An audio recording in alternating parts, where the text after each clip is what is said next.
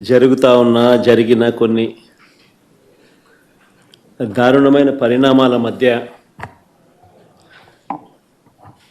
ఇటీవల జరిగిన ఈ పరిణామాల మధ్య ఈ విషయాలను మీ ద్వారా ఈ ప్రెస్ మీట్ ద్వారా ప్రజలకు other side of the coin అంటే ఈనాడు, ఆంధ్రజ్యోతి, TV5, మహా టీవీ ఇంకా ఈ ఎల్లో మీడియాకి సంబంధించిన వన్ సైడ్ స్టోరీస్ కాకుండా నాణ్యానికి అటువైపున వర్షన్ కూడా ప్రజలకు తెలియాల్సిన అవసరం ఉన్న నేపథ్యంలో ఇటీవల జరిగిన కొన్ని పరిణామాల మీద, దారుణమైన కొన్ని పరిణామాల మీద ఈ ప్రెస్ మీట్ ఈరోజు పెట్టడం జరుగుతూ ఉంది.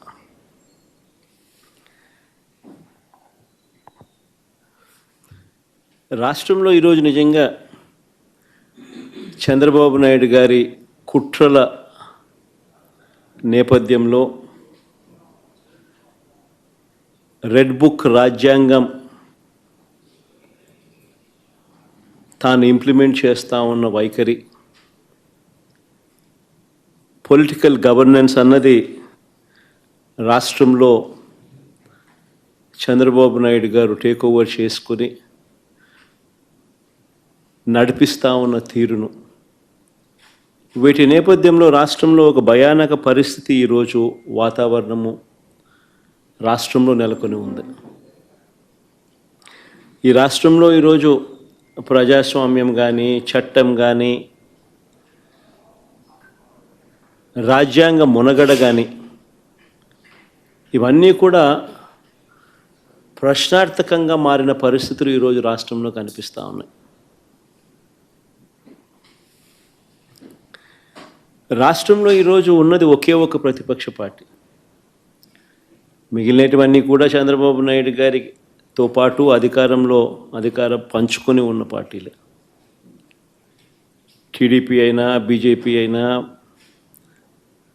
జనసేన అయినా అన్నీ కూడా అధికారంలో భాగస్థులై అధికారంలో ఉన్న పార్టీలు. రాష్ట్రంలో మిగిలి ఉన్నది ఒకే ఒక్క ప్రతిపక్ష పార్టీ, వైఎస్ఆర్ కాంగ్రెస్ పార్టీ. ఈరోజు ప్రజలకు ఏ కష్టం వచ్చినా కూడా పలుకుతూ ఉన్న పార్టీ కూడా ఒక వైఎస్ఆర్ కాంగ్రెస్ పార్టీ.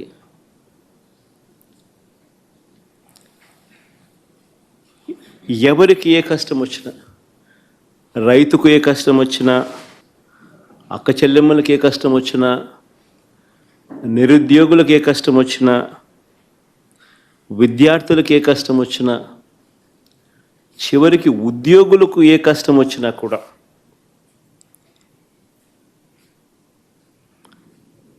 ఇదే కాక అధికారం కోసం చంద్రబాబు నాయుడు చేసిన మోసాలు, ఆయన సూపర్ 6, ఆయన సూపర్ 7 సహా 143 హామీలు తానిచ్చి అడ్డగోలుగా ప్రజలను మోసం చేసి అడ్డగోలుగా తాను పరిపాలన చేస్తూ ఉన్న ఈ సంవత్సర కాలంలో తన మోసాలను ఎండకడుతూ తనను ప్రశ్నిస్తూ ఉన్న పార్టీ కూడా ఒకే ఒక్క వైఎస్ఆర్ కాంగ్రెస్ పార్టీ మాత్రమే.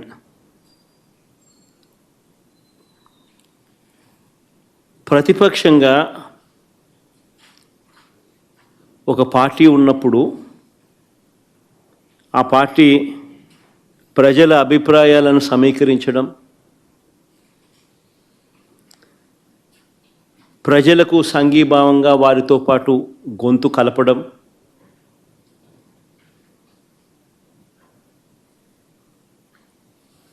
ప్రజలకు తోడుగా నిలబడడం చేయాల్సిన ధర్మం కూడా ప్రతిపక్ష పార్టీదే. వైఎస్ఆర్ కాంగ్రెస్ పార్టీ ఒక్కటే ఇవన్నీ విషయాలలో కూడా ప్రజలకు ఈ సంవత్సర కాలంలో అన్ని రకాలుగా తోడుగా నిలబడింది. ఈ ఏడాది పాలనలో ప్రజలకు తానిచ్చిన ఏ హామీని కూడా చంద్రబాబు గారు నెరవేర్చకపోగా అన్ని రకాలుగా ప్రజలను ఇబ్బందుల పాలు గురి చేస్తూ ఉన్న నేపథ్యంలో రైతులకు సంబంధించి డిసెంబర్ 13, 2024 రైతు సమస్యలకు సంబంధించిన తాను ఎగరగొట్టిన రైతు భరోసా సొమ్మును డిమాండ్ చేస్తూ రైతన్నలకు గిట్టుబాటు ధర రాని పరిస్థితిని రైతన్న తరపున లేవనెత్తుతూ ఉచిత పంటల బీమాను తాను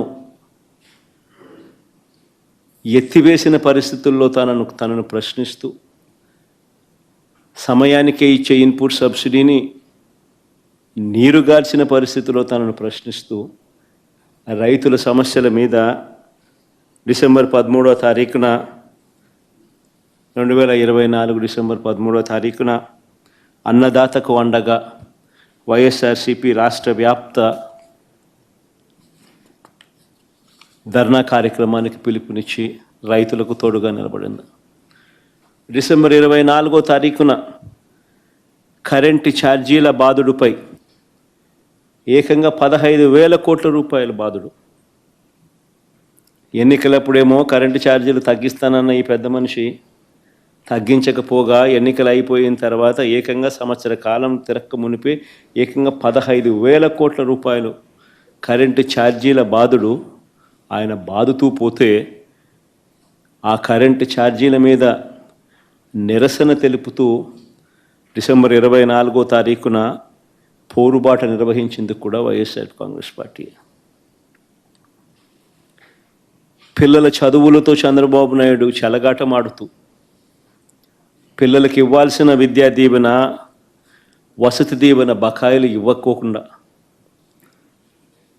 చివరికి ఆ పిల్లలు చదువులు ఆపేసి పనులకు పోతా ఉన్న పరిస్థితుల మధ్య ఆ పిల్లలకు తోడుగా నిలబడుతూ మార్చి 12 యువత పోరు పేరుతో ఆ పిల్లలకు తోడుగా ఉంటూ ఈ హామీయే కాకుండా నిరుద్యోగ భృతి సంగతి ఏమిటి, సంవత్సరం గడిచిపోయింది, ఇస్తానన్నావు కదా 36,000 ప్రతి సంవత్సరం, దాని గతి ఏమిటి అని చెప్పి కూడా గట్టిగా నినదిస్తూ యువతకు తోడుగా ఉండి మార్చి 12 యువత పోరు నిర్వహించాం. జూన్ 4 రాష్ట్ర వ్యాప్తంగా చంద్రబాబుకు చేసిన మోసాలను నిలదీస్తూ వెన్నుపోటు దినం కార్యక్రమం ద్వారా ప్రతి అసెంబ్లీ నియోజకవర్గంలో కూడా వేలాది మంది బాధిత ప్రజలతో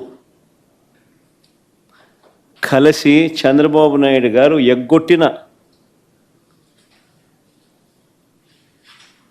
సూపర్ 6, సూపర్ 7 హామీలనన్నీ కూడా ఎత్తి చూపిస్తూ ఈ ఎగ్గొట్టిన ఈ బాకీల సంగతి ఏమిటి, మీరిచ్చిన బాండ్ల సంగతి ఏమిటి అని చెప్పి గట్టిగా నిలదీస్తూ జూన్ 4 వెన్నుపోటు దినం రాష్ట్ర వ్యాప్తంగా కూడా చేశాం.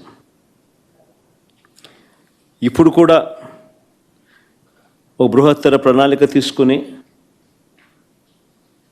రాష్ట్ర వ్యాప్తంగా కూడా రీకాలింగ్ చంద్రబాబుస్ మేనిఫెస్టో అన్న పేరుతో బాబు ష్యూరిటీ మోసం గ్యారంటీ అన్న నినాదంతో చంద్రబాబు నాయుడు గారు చేసిన మోసాలన్నీ కూడా ఎత్తి చూపిస్తూ ప్రజలను చైతన్యవంతులను చేస్తూ చంద్రబాబు నాయుడు గారు ఇచ్చిన బాండ్లను ప్రజలకు మళ్ళీ ఒకసారి వాళ్లకు తెలియజేస్తూ ఆ బాండ్లను తెలుగుదేశం పార్టీ నాయకులకు చూపిస్తూ ఈ సంవత్సర కాలంలో బకాయిలను సంవత్సర కాలంలో వీళ్ళకి ఇవ్వాల్సిన డబ్బులు ఎంత అని వాళ్ళే లెక్కేసుకుని చంద్రబాబు నాయుడు అడిగేట్టుగా గత సంవత్సరాన్ని అడిగేట్టుగా ఈ సంవత్సరం ఎప్పుడు ఇస్తామని చెప్పి నిలదీసేట్టుగా చంద్రబాబు నాయుడు గారి మోసాలను ఎత్తి చూపుతూ ఈ నెల జూన్ 25 రాష్ట్ర స్థాయిలో నేను స్టార్ట్ చేస్తే నియోజకవర్గ స్థాయిలోనూ అద్భుతంగా ఈ కార్యక్రమం జరిగింది. ఇప్పటికే జిల్లా స్థాయి అయిపోయి ఇప్పుడు మండల స్థాయిలో కూడా జోరుగా ఈ కార్యక్రమం జరుగుతూ ఉంది. జూలై 21వ తారీఖు నుంచి గ్రామ స్థాయిలోకి కూడా ఈ కార్యక్రమాన్ని ప్రతి గ్రామంలో కూడా జరిగేట్టుగా చైతన్యవంతులు చేసేట్టుగా క్యూఆర్ కోడ్ వాళ్ళు డౌన్లోడ్ చేసుకుంటే చంద్రబాబు నాయుడు గారు గతంలో అన్న మాటలు, చంద్రబాబు నాయుడు గారు గతంలో ఇచ్చిన బాండ్లు, చంద్రబాబు నాయుడు గారి మేనిఫెస్టో, ఇప్పుడు చంద్రబాబు నాయుడు గారు చేస్తూ ఉన్న మోసం, చంద్రబాబు నాయుడు గారు ఎంత బాకీ ఉన్నాడు, చంద్రబాబు నాయుడు గారు మనకి ఎంత ఇవ్వాల్సింది అన్న అన్ని వివరాలతో ప్రజలే ఆ క్యూఆర్ కోడ్ను డౌన్లోడ్ చేసుకుని వాళ్ళ ఫోన్లలో ప్రజలే తెలుసుకుని చంద్రబాబు నాయుడు గారిని గ్రామ స్థాయిలో నిలదీసేట్టుగా ప్రజలను చైతన్యవంతులు చేసే కార్యక్రమం చేస్తూ ఉన్నాం. ఇలా మేము చేసే ప్రతి పని కూడా ఒక కాస్ అనేది, ప్రతి పనిలోనూ ఒక కాస్ కనిపిస్తుంది, విశాల ప్రజా ప్రయోజనాలు కనిపిస్తాయి. ప్రజలకు సంబంధించిన ప్రతి అవసరము, ప్రజల తరపున వారికి సంబంధించిన ప్రతి అంశము లేవనెత్తే ఒక విశాల దృక్పథం, విశాల ప్రజా ప్రయోజనం కనిపిస్తుంది.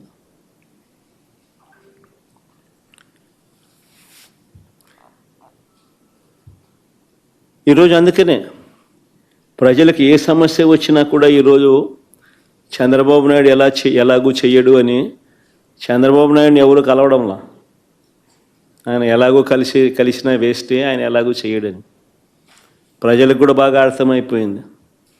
చంద్రబాబు నాయుడు ప్రభుత్వం ఇక పోతా ఉంది,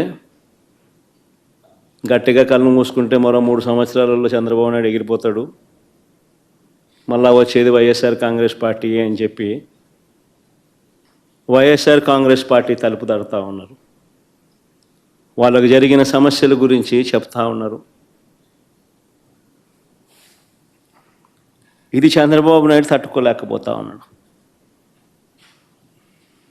ఇది చంద్రబాబు నాయుడు ఇది తట్టుకోలేకపోతా ఉన్నాడు కాబట్టి ప్రతిపక్ష పార్టీని అణచివేయాలని చూస్తూ ఉన్నాడు.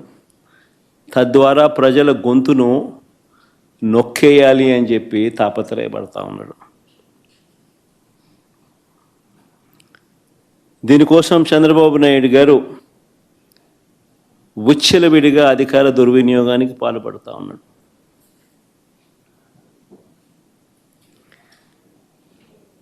గతంలో పోలీసులు ఎలా ఉండేవాళ్ళు మా ప్రభుత్వ హయాంలో అని అంటే, అత్యుత్తమ పనితీరుతో, గతంలో పోలీసులు మా హయాంలో అత్యుత్తమ పనితీరుతో, సంస్కరణలతో, పీపుల్ ఫ్రెండ్లీ పోలీసింగ్తో తలెత్తుకొని పోలీసులు పనిచేసే పరిస్థితులు గతంలో ఉండేటివి. స్పందన అనే కార్యక్రమం ఉండేది. ఆ స్పందన అనే కార్యక్రమంలో వైఎస్ఆర్ కాంగ్రెస్ పార్టీకి సంబంధించిన వాళ్ళ సమస్యల కన్నా తెలుగుదేశం పార్టీ వారికి సంబంధించిన సమస్యలు ఎక్కువగా పోలీసులు సాల్వ్ చేసేవాళ్ళు, కలెక్టర్లు సాల్వ్ చేసేవాళ్ళు. ఆ రకంగా ఎక్కడా కూడా వివక్ష అనేది చూపకుండా ఎవరికి ఏ సమస్య వచ్చినా కూడా పోలీసింగ్ అనేది కానీ సమస్యలు సాల్వ్ చేయడం కానీ తలెత్తుకొని చేసే పరిస్థితులు గతంలో ఉండేటివి అధికారులకి. ఈరోజు ఆ అధికారుల పరిస్థితి ఏమిటి అని అంటే, చంద్రబాబు నాయుడు గారి మాట ఏ పోలీస్ అధికారైనా కూడా వినకపోతే వాళ్ళ పరిస్థితి ఏమిటి అని అంటే, డీజీ స్థాయిలో ఉన్న అధికారి సైతం, పిఎస్ఆర్ ఆంజనేయులు డీజీ స్థాయి అధికారి, ఈయన మాట వినకపోతే తప్పుడు కేసులు పెట్టి అరెస్ట్ చేశారు. మరో డీజీ స్థాయి అధికారి సునీల్ కుమార్ను, మరో అడిషనల్ డీజీ సంజయ్ను, దళిత ఆఫీసర్లు వీళ్ళంతా, ఇంకొక బీసీ ఆఫీసర్, ఐజీ కాంతి రానా టాటాను, డిఐజీ ఆయన ఎస్సీ అధికారి విశాల్ గొన్ని, వీరందరిపై తప్పుడు కేసులు పెట్టి సస్పెండ్ చేయించారు. ఎందరో ఎస్పీ స్థాయి అధికారులపై తప్పుడు కేసులు పెట్టి విచారణ పేరుతో వేధిస్తూ ఉన్నారు. వీరు కాక నలుగురు నాన్ క్యాడర్ ఎస్పీలు, ఒక కమాండెంట్ స్థాయి అధికారి, 22 మంది అడిషనల్ ఎస్పీలు, 55 మంది డిఎస్పీలకు పోస్టింగులు లేవు. మరో 6 డిఎస్పీలు, 3 అడిషనల్ కమాండెంట్లు, 2 అసిస్టెంట్ కమాండెంట్లు కూడా హెడ్ క్వార్టర్లో రిపోర్టింగ్ చేయిస్తూ ఉన్నారు.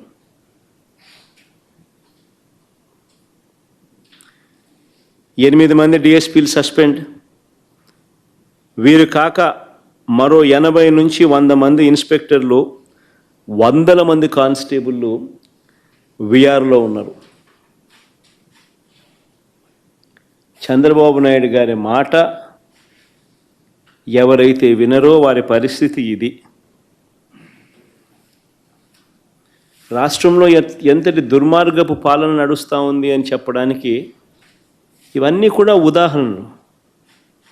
కేవలం తన మోచేతి నీళ్లు తాగే అధికారాలను మాత్రమే తాను పెట్టుకొని వాళ్ళను కరప్షన్లో భాగస్వాములను చేసుకుని ఈరోజు రాష్ట్రంలో పరిస్థితి ఏమిటి అని అంటే, డిఐజీ అనేవాడు మాఫియా డాన్. ఆ జోన్కు ఆయన కింద సిఐలు, ఓ డిఎస్పి, అదే ఆయన ఆర్మీ. ఆ నియోజకవర్గంలో జరిగే ఇసుక కానీ, నియోజకవర్గంలో జరిగే మద్యం కానీ, ఆ మద్యం బెల్ట్ షాపులు నిర్వహించాలన్నా దాని పర్మిషన్ కానీ, ఆ నియోజకవర్గ స్థాయిలో ఏ పరిశ్రమ నడవాలన్నా కూడా ఎమ్మెల్యేకి ఇచ్చే కప్పం దాకా, ఆ నియోజకవర్గంలో ప్యాకాట క్లబ్బులు నడిపే విషయంలో కానీ, ఏ విషయంలోనైనా కానీ డిఐజీలు ఆధ్వర్యంలో సిఐలు డబ్బులు కలెక్ట్ చేస్తారు. వీళ్ళు ఎమ్మెల్యేలకు ఇస్తా ఉన్నారు రివర్స్.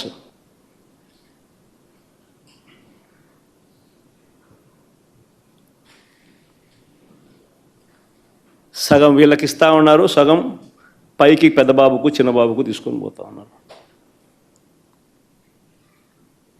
డిఐజీలతో నడిపిస్తూ ఉన్నారు కలెక్షన్ కార్యక్రమాన్ని.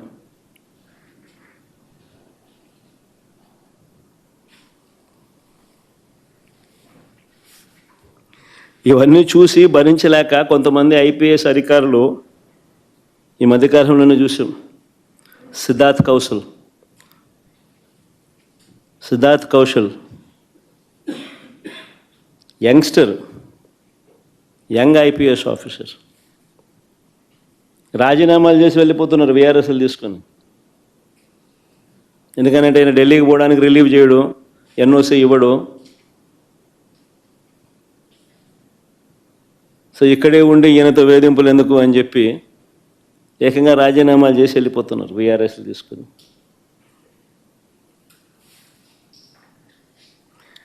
ఏ ప్రభుత్వమైనా గట్టిగా పని చేస్తే, ఏ ప్రభుత్వంలో అయినా పోలీసు వ్యవస్థ అన్నది గట్టిగా ఉంటే నేరాలు చేసేవాళ్ళు రాష్ట్రం వదిలిపెట్టి వెళ్ళిపోతారు. కానీ ఇక్కడ మాత్రం మన రాష్ట్రంలో పోలీసులు రాష్ట్రాన్ని వదిలిపెట్టి వెళ్ళిపోతున్నారు మంచి ఆఫీసర్లు.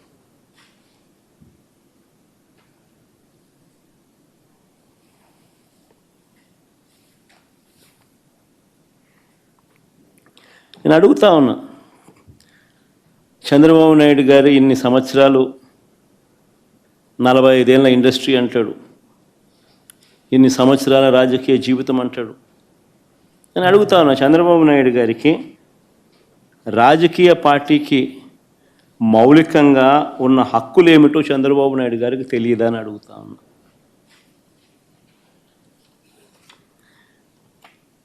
మరి పెద్ద మనిషి ఇన్నాళ్ళు రాజకీయాలు ఎలా చేశాడని అడుగుతా ఉన్నా. మీటింగులు పెట్టుకోవడము, ప్రజల దగ్గరకు వెళ్ళడము, ప్రజలను చైతన్యవంతులను చేయడము, ఇవన్నీ రాజకీయ పార్టీలకు ఉన్న హక్కులు కావా అని అడుగుతా ఉన్నా. ప్రభుత్వం ఏదైనా అన్యాయం చేసినా, ప్రభుత్వం వల్ల ఏదైనా నష్టం జరిగినా, ప్రభుత్వం ఏదైనా మోసం చేసినా ఆ ప్రభుత్వాన్ని ప్రశ్నించే హక్కు రాజకీయ పార్టీలకు లేదా అని అడుగుతా ఉన్నా.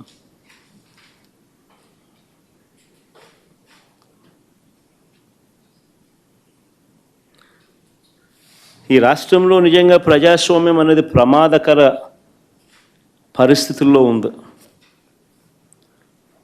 ఇది చెప్పడానికి నిన్నటి గుడివాడ ఘటనే ఒక కళ్ళ ఎదుట కనిపిస్తూ ఉన్న సాక్ష్యం. నిన్న గుడివాడలో అక్కడి స్థానిక జెడ్పీటీసీ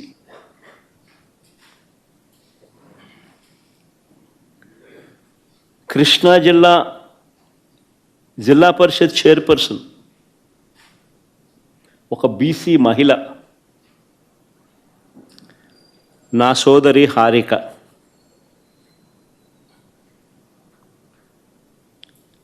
ఈ టీడీపీ సైకోలనాల్లో చంద్రబాబు నాయుడు గారి సేడిజంలో భాగస్థులైన సేడిస్టులనాల్లో కానీ ఈ టీడీపీ సైకోలు కర్రలతో రాళ్లతో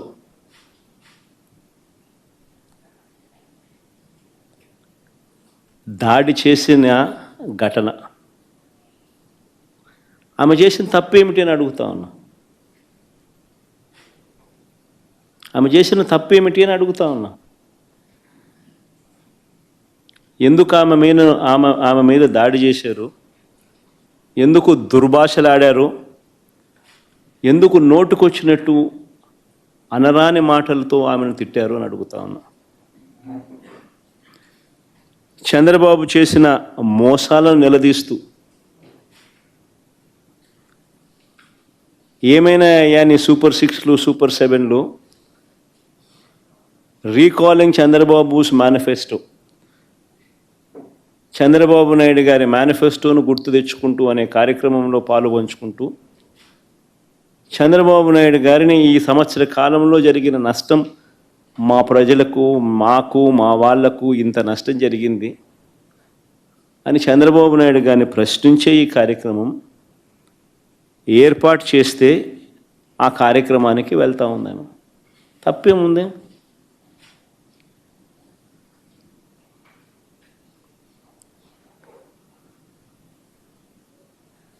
సాయంత్రం 5 గంటలకు మొదలైంది ఈ మీద దాడి. దారిలో పోతూ ఉంటే కారును అడ్డగించినారు.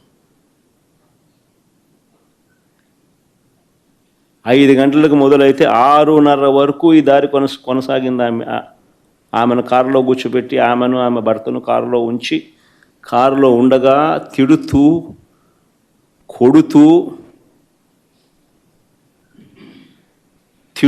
కొడుతూ కారు అద్దాలను ధ్వంసం చేస్తూ,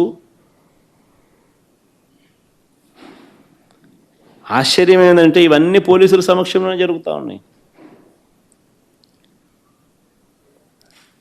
పోలీసులు ప్రేక్షక పాత్ర పోషిస్తూ ఉన్నారు.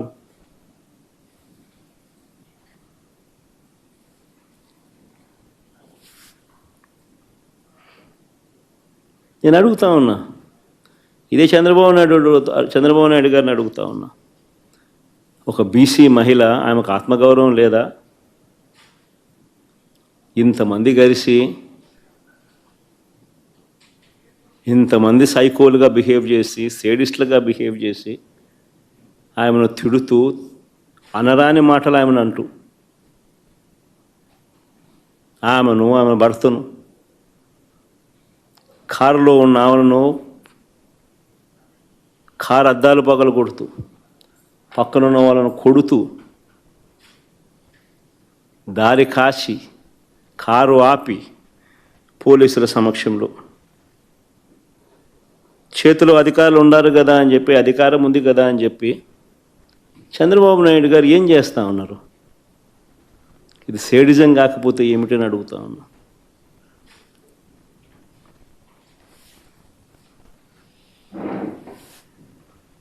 పైగా ఇంతటి హేయమైన దాడి చేసి సిగ్గు లేకుండా దుర్భాషలాడి ఒక బీసీ మహిళను, నా చెల్లి హారికను పట్టుకొని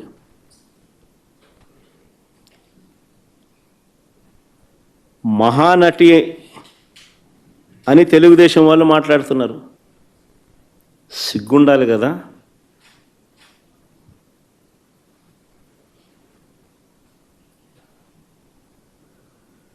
మీరు తప్పు చేసి అనకూడని మాటలు మీరంటూ కారద్దాలు పగులుకొట్టి దాడి చేసి ఆమెను మహానటి అంటారు.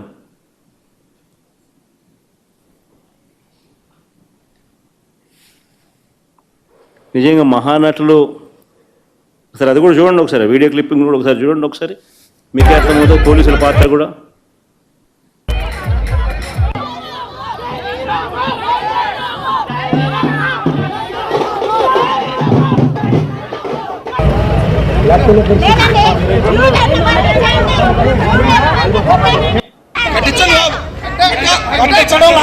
జరగాల్సిందే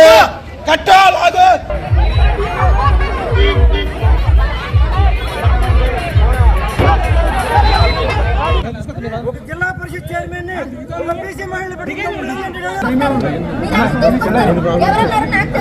అలాగే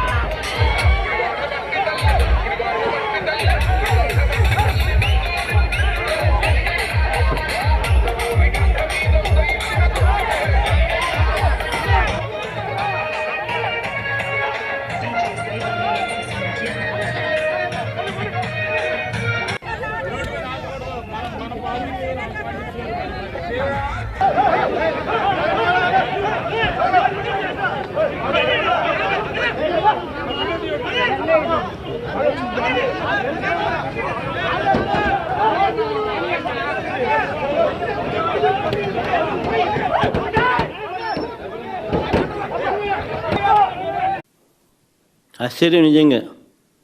పోలీసుల దగ్గరుండి పోలీసుల ఆధ్వర్యంలో వాళ్ళ సమక్షంలో జెడ్పీ చైర్మన్ మహిళ,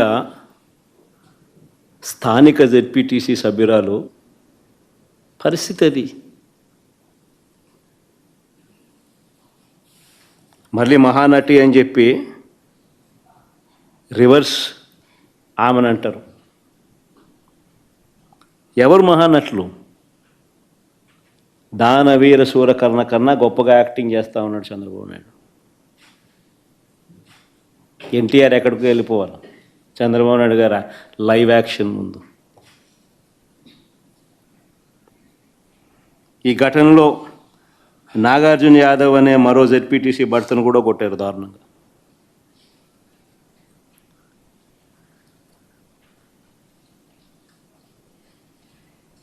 ఆశ్చర్యం ఏమిటంటే ఇంత దారుణంగా హారికను టీడీపీకి చెందిన సేడిస్టులు దాడి చేసినట్టుగా చాలా స్పష్టంగా వీడియోలు కనిపిస్తూ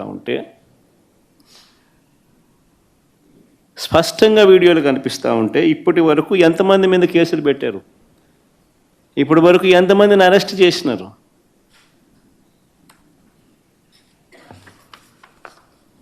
ఎవరిని అరెస్ట్ చేయాల? కారణం ఏంటంటే వీళ్ళే దగ్గర నుండి పంపించినారు, పైనుంచి ఫోన్లు చేసి చెయ్యండి అని చెప్పి వీళ్ళని. ఎందుకంటే 8వ తారీఖున పేరుని నాని ఏదో ఒక సినిమా డైలాగుల గురించి ఏదో మాట్లాడాడట. 11వ తారీఖున ఇది 3 రోజుల తర్వాత ప్రోగ్రాము జరుగుతూ ఉంది గుడివాడలో. చంద్రబాబు నాయుడు గారి రీకాలింగ్ చంద్రబాబు మేనిఫెస్టో కార్యక్రమానికి వీళ్ళు అటెండ్ అవుతున్నారు.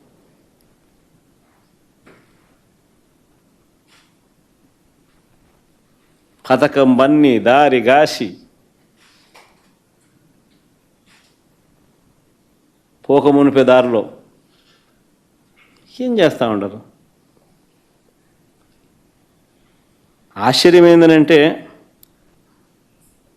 కళ్ళ ముందర కనిపిస్తూ ఉన్న ఈ వీడియోని పక్కన పెట్టి హారిక భర్త రాముపై తప్పుడు కేసు పెట్టినారు.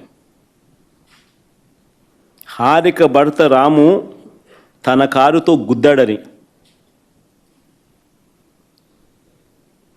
మీరే ఇంతకుముందు వీడియోలు చూశారు. హారిక అండ్ రాము వెనక సీట్లో కనిపిస్తూ ఉన్నారు. ముందర సీట్లో కాదు, వెనక సీట్లో కూర్చొని ఉన్నారు వాళ్ళిద్దరు. హారిక జెడ్పీ చైర్మన్, అంటే గవర్నమెంట్ కార్ అది. డ్రైవర్ గవర్నమెంట్ డ్రైవరు, గవర్నమెంట్ ఉద్యోగి, గవర్నమెంట్ కారు తోలుతూ ఉన్నారు. గవర్నమెంట్ కారులో గవర్నమెంట్ ఉద్యోగి తోలుతూ ఉన్న కారులో వీళ్ళు వెనకాల సీట్లో కూర్చొని ఉన్నారు. రాము గుద్దాడు అని చెప్పి కేసు, రాము మీద తప్పుడు కేసు.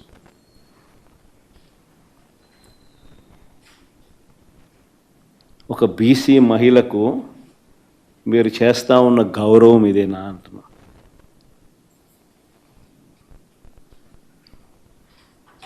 మళ్ళీ వీళ్ళు బీసీల గురించి మాట్లాడతారు. సిగ్గుండాలి. ఎడన పోయి దుంకి సావాలి వీళ్ళంతా పోయి.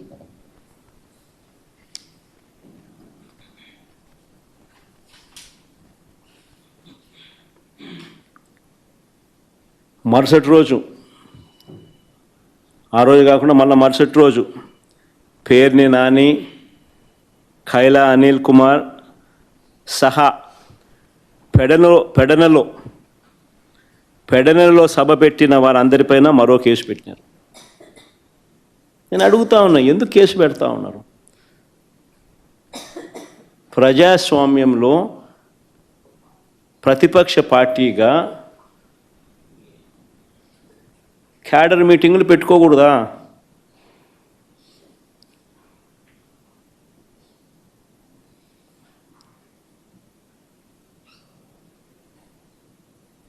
చంద్రబాబు నాయుడు గారు చేసిన మోసాలను ఆ క్యాడర్ మీటింగ్లో ప్రస్తావిస్తూ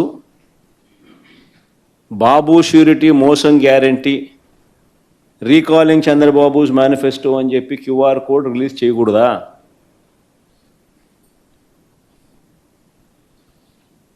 అడుగుతా ఉన్నా.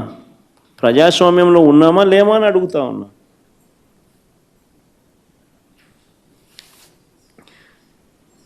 దాడుల నుంచి పోలీసులు రక్షించడం పక్కన పెడితే,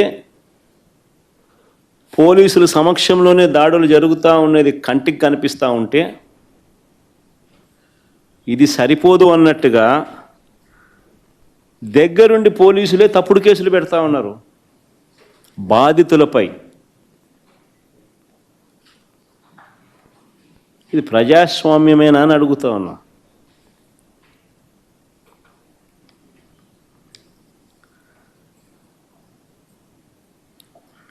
చంద్రబాబు నాయుడు గారు చేసే ప్రతి పని కూడా టాపిక్ డైవర్ట్ చేసే ఆలోచనలతోనే చేస్తాడు. నా పర్యటనలో కూడా, ఈ మధ్య జరిగిన నా పర్యటనలు కూడా మీరు గమనిస్తే, నా ప్రతి పర్యటన కూడా టాపిక్ డైవర్ట్ చేసేందుకు ఉద్దేశపూర్వకంగా తానే గందరగోళాన్ని సృష్టించడం, ఉద్రిక్తతలను తానే రెచ్చగొట్టే కార్యక్రమం చేయడం కోసం ప్రయత్నం చేయడం, ఇలాంటి కుట్రలే కనిపిస్తాయి. నా పర్యటన అయిపోయిన తర్వాత పోలీసుల ద్వారా చంద్రబాబు నాయుడు గారి దగ్గరుండి తప్పుడు కేసులు పెట్టించడం, ఇవన్నీ కూడా దీనికి ఉదాహరణలే.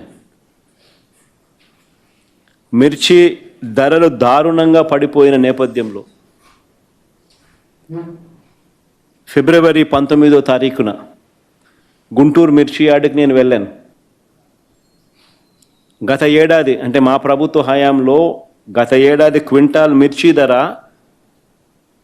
21,000 నుంచి 27,000 పలికితే, చంద్రబాబు నాయుడు గారు అధికారంలోకి వచ్చిన తర్వాత మిర్చి ధరలు ఏకంగా 8 నుంచి 11 వేలకు పడిపోయాయి. ఆ పడిపోయిన నేపథ్యంలో రైతులు కన్నీరు పెడతా ఉంటే ప్రభుత్వం తరపు నుంచి కనీసం రైతులను పరామర్శించినోడు లేడు.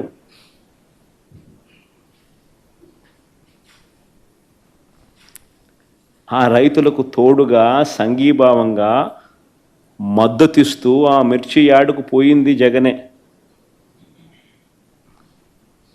అదేమన్నా తప్ప అని అడుగుతా ఉన్నా.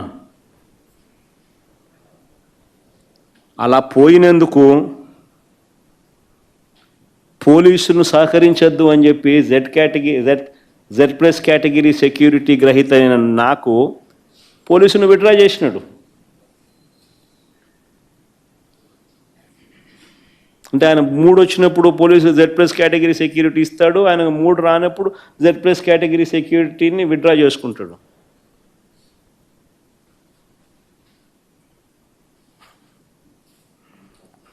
అంతటితో ఆగిపోలా. చంద్రబాబు ఆదేశాలతో ఆ రోజు ఒక్క పోలీసు కూడా సహకరించకపోగా తిరిగి మాపైన కేసు పెట్టినారు. రైతులను మిర్చి యార్డ్లో పరామర్శించినందుకు మాపైనే తిరిగి కేసులు. రైతులకు సంఘీభావం తెలిపినందుకు మాపైనే తిరిగి కేసులు. మళ్ళీ ఏప్రిల్ 8, ఫిబ్రవరి 19, మళ్ళీ ఏప్రిల్ 8, 2025 సత్యసాయి జిల్లా రామగిరి మండలంలో రాఫ్తాడ్ నియోజకవర్గం అక్కడి స్థానిక ఎమ్మెల్యే చేతిలో హత్యకు గురైన మా పార్టీకి చెందిన బీసీ నాయకుడు కురుబలింగయ్య ఆ కుటుంబాన్ని పరామర్శించేందుకు నేను రాఫ్తాడ్ వెళ్ళాను. హెలిప్యాడ్ వద్ద సరైన భద్రత లేదు. జనం తాకిడితో హెలిప్యాడ్ విండ్షీల్డ్ దెబ్బతినింది. తిరిగి మనపైనే తప్పుడు ప్రచారం చేశారు. చివరికి ఆ పైలట్ల మీద కూడా రెడ్ బుక్ రాజ్యాంగాన్ని ప్రయోగించి వారిని కూడా విచారణ పేరుతో వేధించారు. రామగిరిలో నా పర్యటన తర్వాత అక్కడ మా ఇన్ఛార్జ్ తోపుదుర్తి ప్రకాష్ మీద మళ్ళా తిరిగి కేసు పెట్టినారు రివర్స్. మా వాళ్ళను వీరు చంపినా కూడా అక్కడికి మేము వెళ్ళకూడదట, పరామర్శించకూడదట.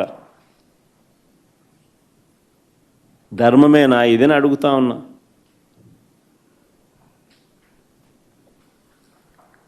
జూన్ 11 ప్రకాశం జిల్లా పొదిలి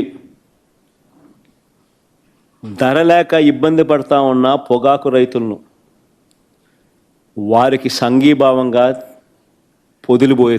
పొదిలికి నేను పోయినా. పొగాకు రైతు హైగ్రేడు గత సంవత్సరం 360 రూపాయలు ఉంటే ఏకంగా 220 రూపాయలకు పడిపోయింది. లో గ్రేడ్ గత ఏడాది అంటే నేటి సంవత్సరం వైఎస్ఆర్సీపీ ప్రభుత్వ హయాంలో ఉండగా 240 ఉంటే లో గ్రేడ్ అది 160కి పడిపోయింది. కొనే నాతుడు లేడు, పడిపోవడం ఒక ఎత్తు, కొనే నాతుడు లేడు. బ్లాక్ బర్లీ నేరుడు సంవత్సరం అంటే మా ప్రభుత్వ హయాంలో 180 రూపాయలు పై చిలుకుంటే 60 రూపాయలు 90 రూపాయలకు పడిపోయింది పరిస్థితులు. ఇలాంటి పరిస్థితుల మధ్య ఆ రైతులు తల్లడిల్లిపోతూ ఉంటే పరామర్శించేవాడు లేడు. వారికి సంఘీభావం తెలుపుతూ ఆ కార్యక్రమానికి నేను అటెండ్ అయితే 40-50 వేల మంది రైతులు సంఘీభావంగా వచ్చినారు. వారి సమస్యకు తోడుగా నేను వచ్చినందుకు వారు కూడా సంఘీభావంగా రాష్ట్ర ప్రభుత్వం దృష్టికి ఈ సమస్య తీసుకొచ్చేదానికోసం, వారు పడతా ఉన్న బాధను చూపడం కోసం 40-50 వేల మంది ఏకంగా కార్యక్రమంలోకి వస్తే చంద్రబాబు నాయుడు గారు 40 మందితో, ఆ 40 మందికి మళ్ళీ సెక్యూరిటీ 200 మంది పోలీసులు తో వీళ్ళ మీద రాళ్ళు వేపించి దీనిని టాపిక్ డైవర్ట్ చేయడానికి కోసం చంద్రబాబు నాయుడు ప్రయత్నం చేస్తాడు. అక్కడికి రైతులు ఇంకా సంయమనంతో వ్యవహరించారు. రైతులు అక్కడికి కూడా సంయమనంతో వ్యవహరించి ఎటువంటి ప్రతిచర్యకు దిగల. అయినా నేను అడుగుతా ఉన్నా, ఈ 50,000 మంది ఆ 40 మంది మీద పడి నింటే వాళ్ళు బతికే వాళ్ళ అని, నిజంగానే వీళ్ళకి ప్రతిచర్య దిగింటే. వీళ్ళు సంయమనం పాటించినారు కాబట్టి ఎటువంటి చర్య జరగల. అయినా ఆ తర్వాత మొత్తం 3 కేసులు పెట్టారు. పొగాకు రైతులకు సంఘీభావం తెలపడానికి జగన్ పోతే 3 కేసులు, 15 మంది రైతులను అరెస్ట్ చేసి జైలుకు పంపినారు. 15 మంది రైతులను అరెస్ట్ చేసినారు. నేను అడుగుతాను, ఇదే చంద్రబాబు నాయుడు, మేము రైతులకు అండగా నిలబడితే నీకు వచ్చిన నష్టం ఏమిటి అని అడుగుతాను. నీ ప్రభుత్వంగా నువ్వు చేయాల్సింది ఏమిటి? నీ ప్రభుత్వంగా నువ్వు చేయాల్సింది చేసి ఉంటే ఈ పరిస్థితి వచ్చి ఉండేదని అడుగుతా ఉన్నా. ఆయన చేయాల్సింది చెయ్యడు. ఎవరైనా ప్రశ్నిస్తే తిరిగి వారి మీద కేసులు పెట్టడం, అరెస్టులు చేయడం, సేడిస్టిక్గా వ్యవహరించడం, ఇది చంద్రబాబు నాయుడు చేస్తూ ఉన్న సేడిజం.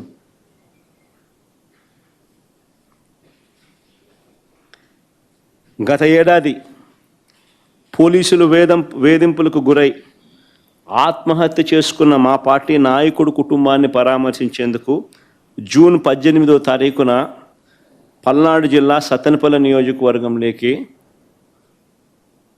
రెంటపాల గ్రామానికి నేను వెళ్ళా.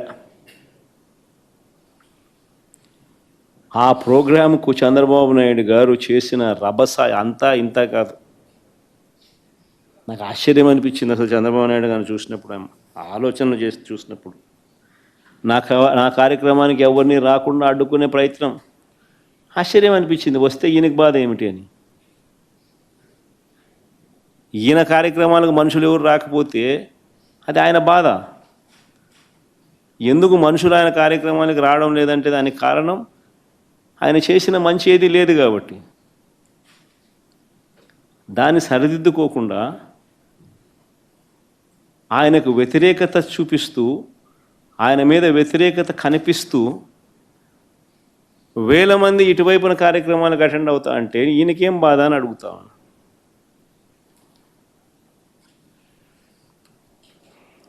నా కార్యక్రమానికి ఎవరిని రానికుండా అడ్డుకోవడం, నాయకులకు కార్యకర్తలకు నోటీసులు ఇచ్చి బెదిరించడం,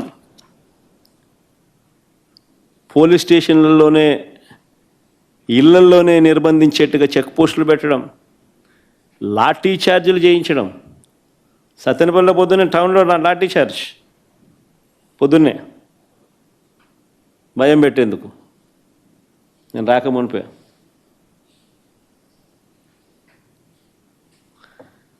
కార్యక్రమానికి పోలీసులు భద్రత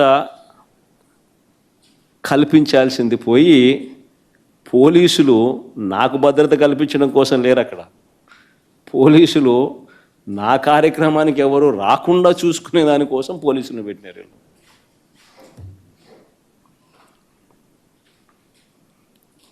ఆశ్చర్యం కలిగించే విషయం. తర్వాత 5 కేసులు నమోదు చేశారు ఆ కార్యక్రమం అయిపోయిన తర్వాత.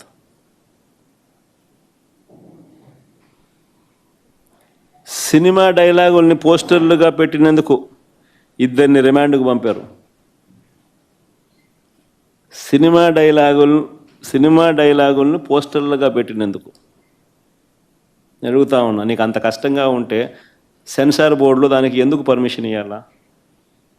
డైలాగులు తీసేయండి. ఇంకా బాలకృష్ణ సినిమాలు, ఆ పవన్ కళ్యాణ్ సినిమాలు చూస్తే ఇంకా పెద్ద పెద్ద డైలాగులు కనిపిస్తాయి. నాకు ఇప్పుడే ఇక్కడికి వచ్చి ఈ ప్రెస్ మీట్కి ముందు శ్రీహరి నాకు చూపించినట్టు కొన్ని డైలాగులు, ఆ సినిమా డైలాగులు, వాళ్ళ సినిమా డైలాగులు చూస్తే ఇంకా దారుణమైన డైలాగులు. నీకు డైలాగులు నచ్చకపోతే సెన్సార్లు తీసేయండి. సెన్సార్ బోర్డు ఎందుకు పర్మిషన్? సెన్సార్ బోర్డు ఉండేది ఎందుకు? అంతేగాని ఆ సినిమా డైలాగులు సినిమా వచ్చిన తర్వాత, రిలీజ్ అయిన తర్వాత ఆ సినిమా డైలాగులు, ఆ సినిమాలో మంచి పాటలు ఉంటే ఆ మంచి పాటలు అవన్నీ న్యాచురల్గా ప్రసిద్ధి చెందుతాయి. ఆ సినిమాలో మంచి పాట ఏదైనా ఉంటే ఆ మంచి పాట పాడినా తప్పే అంటావు. ఆ సినిమాలో ఏదైనా మంచి డైలాగులు ఏదైనా వీళ్ళకి నచ్చితే ఆ నచ్చిన డైలాగులు వీళ్ళు పోస్టర్లుగా పెట్టినా తప్పే, వీళ్ళు మాట్లాడినా తప్పే, వాళ్ళు చేసిన యాక్షన్లు వీళ్ళు చేసినా తప్పే.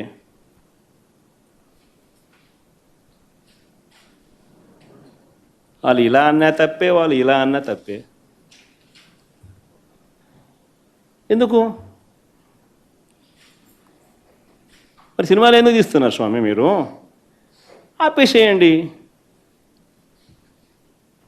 మూసేయండి. ప్రజాస్వామ్యంలో ఉన్నామా లేదా అన్నది నిజంగా ఆలోచన చేసుకోవాలి మనం అంతా. ఇలాగొచ్చే నష్టపోయింది. అదే సినిమా డైలాగులు రాసుకున్నాడు, పాట పాడితే పాడినాడు, డైలాగులు కొట్టినాడు. ఇలాగొచ్చే నష్టమైంది అంటాను నేను. గుమ్మడికాయలు దొంగంటే భుజాలు తడుముకున్నట్టుగా ప్రతిదీ కూడా వాళ్ళు ఏమన్నా కానీ నిన్నే అన్నట్టుగా నువ్వెందుకు బాధపడతా ఉన్నావు?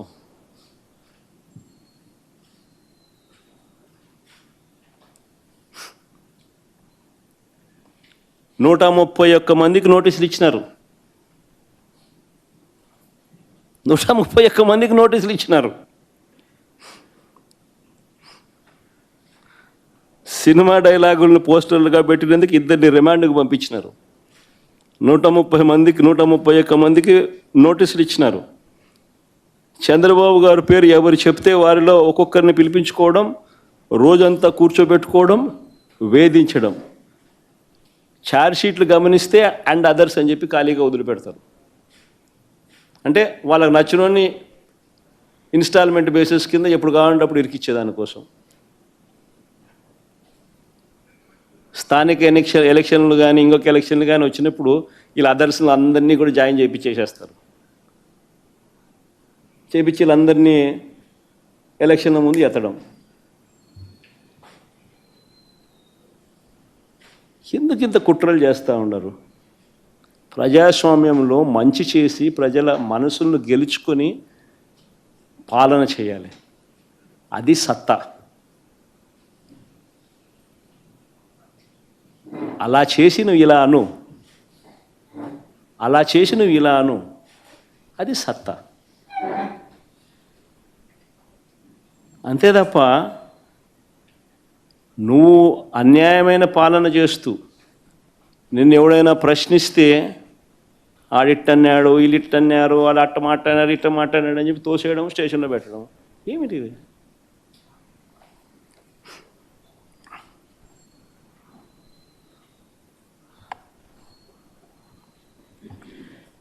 చివరకు పోలీసులు దారుణాలు నిజంగా ఏ స్థాయిలోకి వెళ్ళిపోయినారంటే, చివరికి పోలీసులు దారుణాలకు తన కొడుకును కోల్పోయిన వ్యక్తి.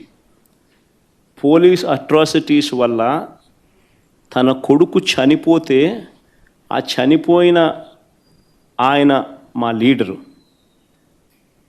ఉప సర్పంచ్, వాళ్ళ ఇంటికి నేను పోయినా ఆ పెద్ద ఆయన్ను పరామర్శించేందుకు. ఎంతటి దారుణం అంటే, పోలీస్ అట్రాసిటీస్ వల్ల చనిపోయిన వ్యక్తిని బెట్టింగ్ కేసులో చనిపోయినారని బెట్టింగ్ బ్యాచ్లో పెట్టేసినారు. అంటే ఉప సర్పంచ్ బెట్టింగ్ అంట. ఏమన్నా పద్ధతి దొంగ కేసులు పెట్టడంలో కూడా? నిజంగా చంద్రబాబు నాయుడు ఇంత మానవత్వం మర్చిపోయి,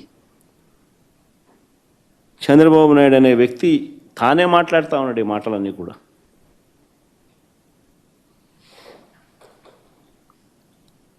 మరో ఉదాహరణ, ధరలు లేక తీవ్ర కష్టాల్లో మామిడి రైతులుంటే, తీవ్రమైన కష్టాల్లో మామిడి రైతులకు సంఘీభావంగా జూలై 9వ తారీఖున చిత్తూరు జిల్లా బంగారుపాలెం నేను వెళ్ళా. ఇదే మామిడి రైతుల పరిస్థితి గత సంవత్సరం వైఎస్ఆర్సీపీ ప్రభుత్వం ఉన్నప్పుడు, గత సంవత్సరం మామిడి తోటాపూరి మామిడి, తోతాపురి మామిడి గత సంవత్సరం 25 నుంచి 29 రూపాయలు కేజీ.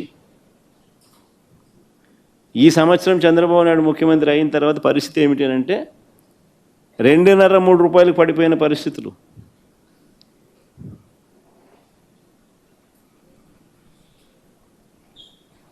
₹2 నీకు కేజీ మామిడి దొరుకుతూ ఉంది అని అంటే రైతుల పరిస్థితి ఏమిటి? మామూలుగా మే నెల 10-15 తారీఖున తెరవవలసిన ఫ్యాక్టరీలు, ప్రాసెసింగ్ ఫ్యాక్టరీలను జూన్ 2వ వారం 3వ వారం అయినా కూడా తెరవాల. జూన్ 2వ వారం 3వ వారంగా తెలుస్తుంది, ఒక నెల ఆలస్యంగా. ఆ నెల ఆలస్యంగా తెరవడం వల్ల పంట ఒకేసారి మార్కెట్లోకి వచ్చింది. సప్లై ఎక్కువ కావడంతో రేటు పడిపోయింది. రేటు పడిపోవడంతో రైతు నష్టపోయినాడు. ఇది జరిగిన వాస్తవం. తప్పిదం ఎవరిది? మ్యాన్ మేడ్ ఎర్రర్ కాదా ఇది? చంద్రబాబు నాయుడు తనకు సంబంధించిన బెనామీలు, తనకు సంబంధించిన గల్లా ఫుడ్సు, శ్రీని ఫుడ్సు, తనకు సంబంధించిన తన బెనామీలకు, తన వాళ్ళకు సంబంధించిన ఫుడ్ ఫ్యాక్టరీలకు మేలు చేసేందుకు కోసం కాదా చేసింది ఇదంతా? దళారీల వ్యవస్థ మేలు చేసేందుకు కాదా ఇదంతా చేస్తూ ఉన్నది?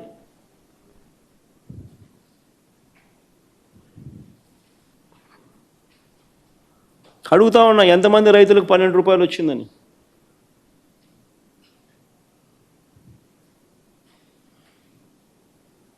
అసలు ₹12 అనేది అతి తక్కువ ధర.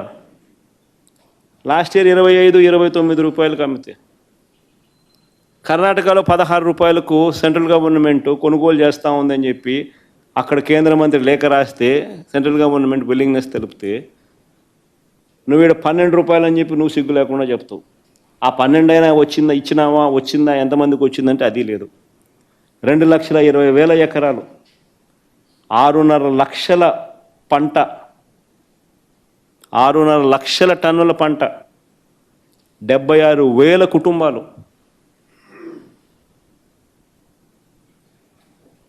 చంద్రబాబు నాయుడు గారి పుణ్యాన అల్లాడిపోయే పరిస్థితి రైతులకు వస్తే సంఘీభావం తెలపడం కోసం నేను అక్కడికి వెళ్తే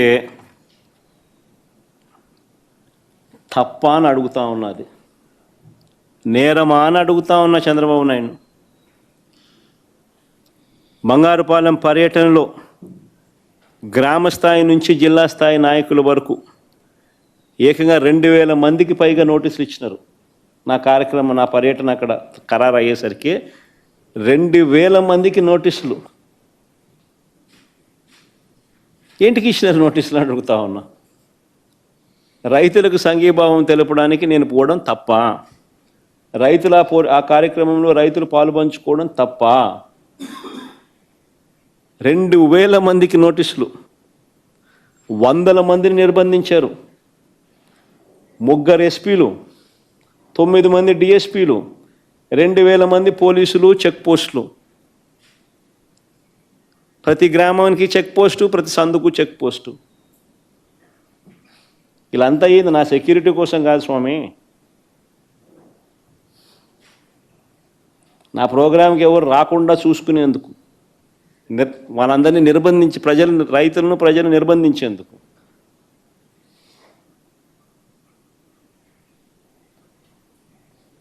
చివరికి పెట్రోల్ బంకులకు కూడా నోటీసులు. పెట్రోల్ పోస్తే బైకులకు పెట్రోల్ పోయకూడదని. అయినా కూడా కడుపు మండిన రైతులు వేలాదిగా తరలివచ్చారు.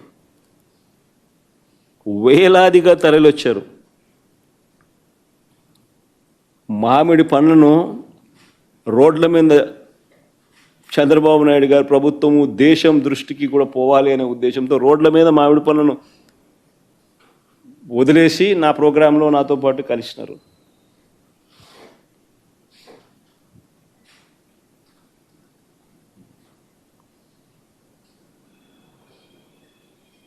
ఆ ప్రోగ్రాముకు పోయినందుకు 5 కేసులు పెట్టినారు. 5 కేసులు పెట్టినారు, 20 మందిని అరెస్ట్ చేసినారు.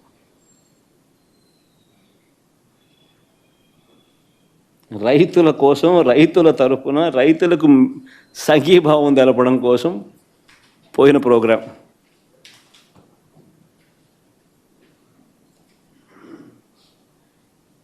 ఇదేం నేరం అన్నట్టుగా రైతులను, ప్రతిపక్షాన్ని పట్టుకొని రౌడీ షీటర్లుగాను, అసాంఘిక శక్తులుగాను, దొంగలుగాను వక్రీకరించి చిత్రీకరించే ప్రయత్నం చేస్తూ ఉన్నారు. ఆ ఈనాడు పేపర్ చూస్తే అది పేపరా, టాయిలెట్ పేపరా? అదే టాయిలెట్ పేపర్కు ఎక్కువ, చెత్త టిష్యూ పేపర్కు తక్కువ. పేపర్ పెట్టిన పీడ. రైతులందరూ ఆనందంగా కేరింతలు కొడుతున్నారంట, బ్రహ్మాండంగా రైతులకు రేటు ఉంది. రైతులకు రేటు లేక వాళ్ళు ఇబ్బందులు పడుతూ ఉంటే, వాళ్ళు రైతులకు రేట్లు రాకనే నువ్వు 12 రూపాయలు డిక్లేర్ చేసినావు, 4 రూపాయలు నువ్వు రాష్ట్ర ప్రభుత్వం నుంచి ఇవ్వాలని చెప్పి నువ్వు అట్లీస్ట్ ప్రకటన ఇచ్చినావు. ఇచ్చిన కథ దేవుడు ఎరుగు, కానీ ప్రకటన అయితే చేసినావు. రేట్ లేకనే కదా. కానీ మళ్ళీ ఈనాడు రాస్తాడు, బ్రహ్మాండమైన రేట్లతో రైతులు కేరింతలు కొడుతున్నారంట. ఇన్ఫ్యాక్ట్ రైతులందరూ మామిడి పన్ను నా మీద ప్రొటెస్ట్తో చేసినారని రాస్తాడు. ఏమన్నాడు ఈయన? పేపర్ పట్టిన పీడనా అదేమన్నా? వాళ్ళు పాపం మామిడి పనులు రైతులు రోడ్డు మీద చేసి నా కార్యక్రమంలో పాలు పంచుకున్నారు. ఇన్ఫ్యాక్ట్ వాళ్ళు రైతులు మామిడి పనులు రోడ్ల మీద వేసినందుకు వాళ్ళ మీద కేసులు పెట్టారు.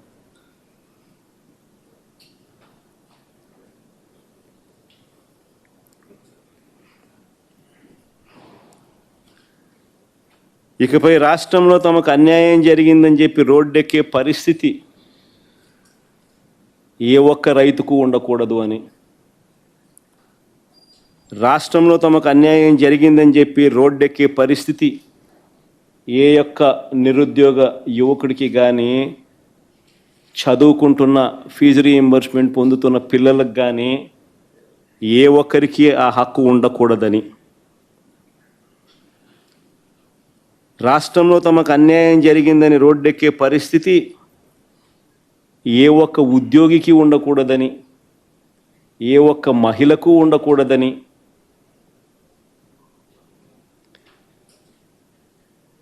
తాను ఎన్నికలప్పుడు ఇచ్చిన హామీలను, సూపర్ 6లను, సూపర్ 7ను సహా 143 హామీలను తాను నెరవేర్చేశానని, ప్రజలందరూ ఆనందంగా కేరింతలు కొడుతున్నారని మాత్రమే భావించాలట. అది చంద్రబాబు నాయుడు ఉద్దేశం. లేదు, కాదు, కుదరదు, ఇది మోసము, అన్యాయము అని ఎవరైనా ప్రశ్నిస్తే తప్పుడు కేసులు, తప్పుడు వాంగ్మూలాలు, వెంటనే వక్రీకరణలు. అసలు నిజంగా పాలకుడు అని చెప్పుకోవడానికి చంద్రబాబు నాయుడు అనే వ్యక్తికి సిగ్గుండాలి. పత్రికలు, టీవీలు అని చెప్పుకునేదానికి ఈ ఎల్లో మీడియాకు సిగ్గుండాలి.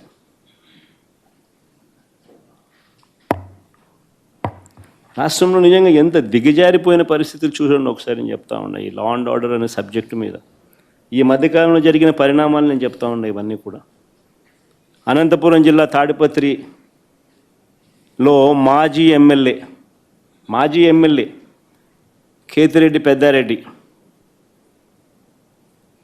తాను తన సొంత ఇంటికి తాడిపత్రిలో నియోజకవర్గ హెడ్ క్వార్టర్స్లో తన సొంత ఇల్లు ఉంది. ఆ సొంత ఇంటికి తాను వెళ్ళలేని పరిస్థితి. కోర్టు ఆదేశాలున్నా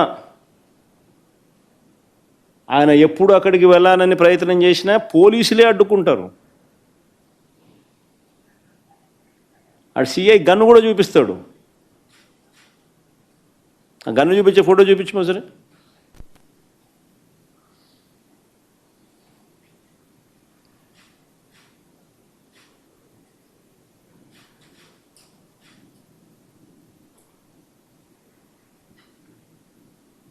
బీహార్లో ఉన్నామా లేకపోతే ఏ రాష్ట్రంలో ఉన్నాము, ఆటవిక రాజ్యంలో ఉన్నామా అనేది నిజంగా చంద్రబాబు నాయుడు అనే వ్యక్తి నిజంగా తనను ప్రశ్నించుకోవాలా. ఒక ఎమ్మెల్యే తన సొంత ఇంటికి తాలూకా హెడ్ క్వార్టర్స్లో ఒక మాజీ ఎమ్మెల్యే తన సొంత ఇంటికి తాలూకా హెడ్ క్వార్టర్స్లో తాను కోర్టు ఆదేశాలున్నా పోలేని పరిస్థితి అంటే, పోలీసులే అడ్డుకుంటా ఉన్నారనంటే, తుపాకులు చూపించి బెదిరిస్తూ ఉన్నారు అనంటే,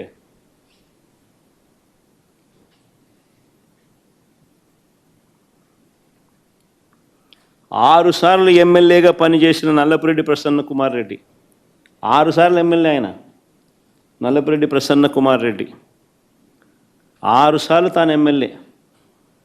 అలాంటి ప్రసన్న కుమార్ రెడ్డి ఇంటిపైన కూడా నెల్లూరులో ఒక పథకం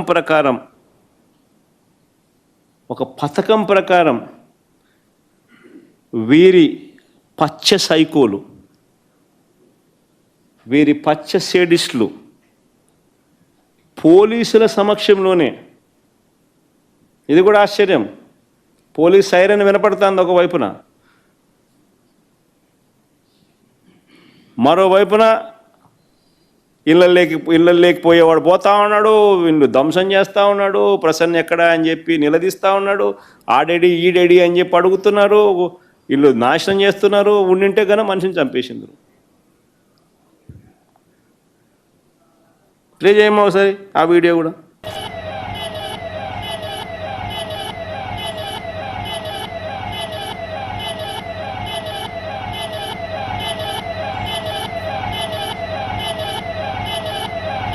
అదే పోలీస్ వాహనం ఎర్ర కానీ ప్లే చేయమా.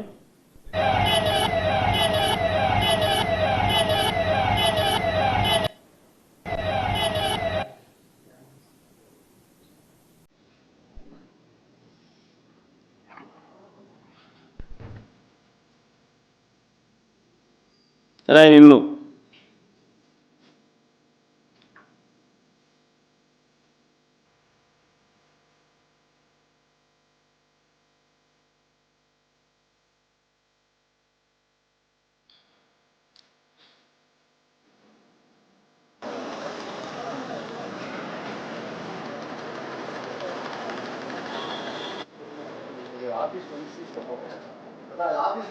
కారు ఇట్లా బోల్టా తిప్పించేసేసినారు.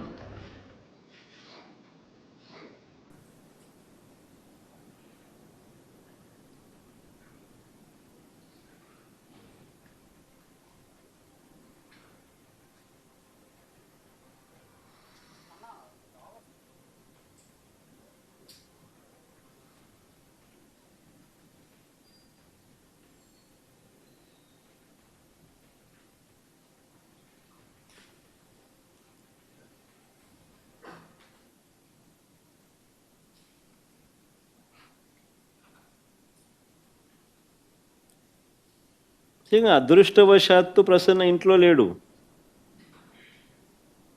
అదృష్టవశాత్తు ప్రసన్న ఇంట్లో లేడు. ఒకవేళ ప్రసన్న ఇంట్లో ఉండుంటే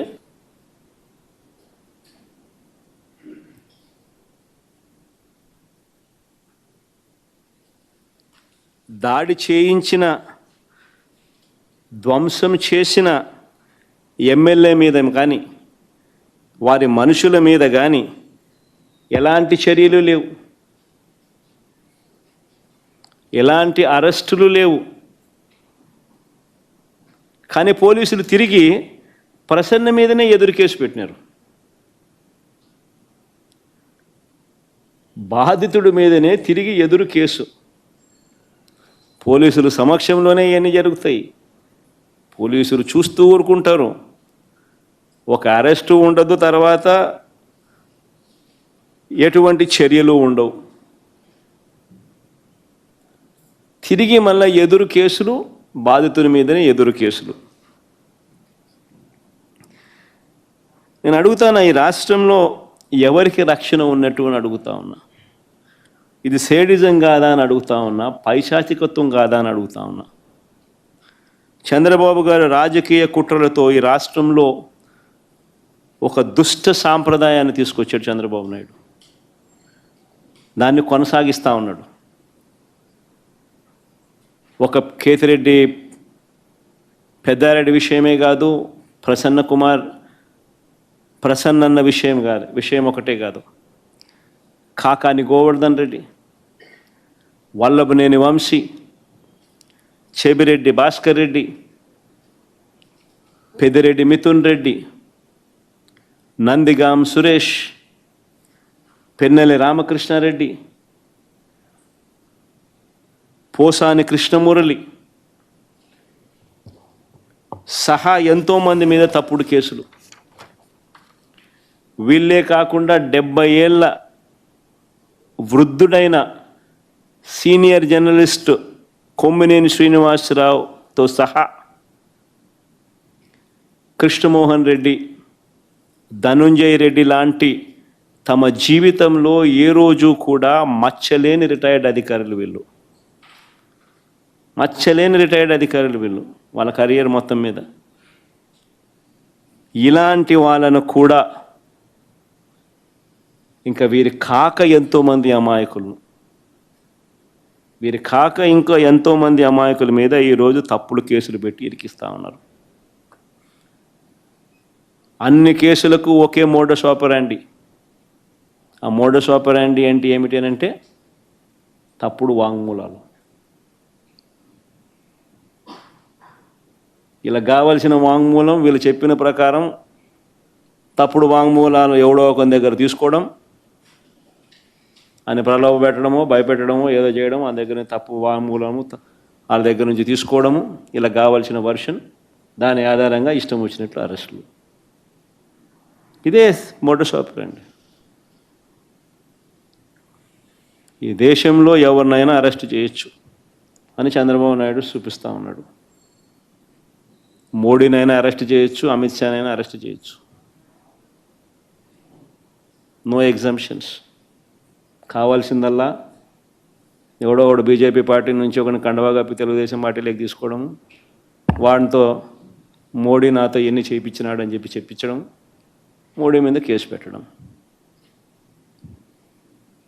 అంతే. మోడస్ ఆపరాండి ఇది, అంతే. ఎవడి మీదైనా కానీ ఇదే మోడస్ ఆపరాండి. నేను అడుగుతా ఉన్నా, ఇదే సాంప్రదాయం ఇది వైఎస్ఆర్ కాంగ్రెస్ పార్టీ అధ్యక్షుడి పైన అయినా సరే, మా పార్టీకి చెందిన గ్రామ స్థాయి నుంచి రాష్ట్ర స్థాయి వరకు ఉన్న నాయకుల పైన అయినా సరే, చివరకు సోషల్ మీడియా కార్యకర్తల పైన అయినా కూడా ఇవే సేమ్ మోడస్ ఆపరాండి. తప్పుడు ఫిర్యాదులు, తప్పుడు వాంగ్మూలాలు, తప్పుడు సాక్ష్యాలతో కేసులు పెట్టడం, ఇంకా పెడుతూనే ఉన్నారు. ఇదే సాంప్రదాయం నేను అడుగుతా ఉన్నా, ఇదే సాంప్రదాయం రేపు మా ప్రభుత్వం వచ్చిన తర్వాత దెబ్బలు తిన్న వీళ్ళు, దెబ్బ తగిలిన వీళ్ళు, దెబ్బలు తిన్న వీళ్ళు ప్రతిచర్యగా వీళ్ళు కూడా ఇదే చేయడం మొదలెడితే మీ పరిస్థితి ఏమిటి అని చెప్పి నేను అడుగుతా ఉన్నా తెలుగుదేశం పార్టీని. చంద్రబాబు నాయుడు గారు వేసిన విత్తనం, తప్పుడు విత్తనం చెట్టు అవుతుంది. తప్పుడు సాంప్రదాయంగా మానకపోతే ఎవరి చేతుల్లోనూ ఉండదు వ్యవస్థ.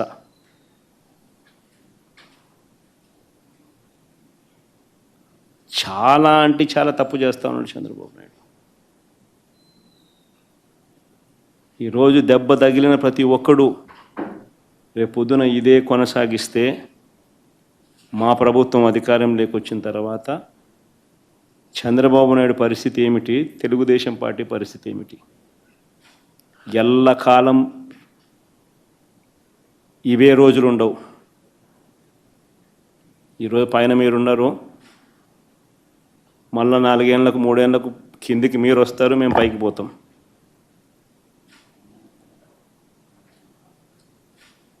కానీ మీరు చేసే ఈ తప్పుడు సాంప్రదాయం రేపు విషవృక్షం అవుతుంది.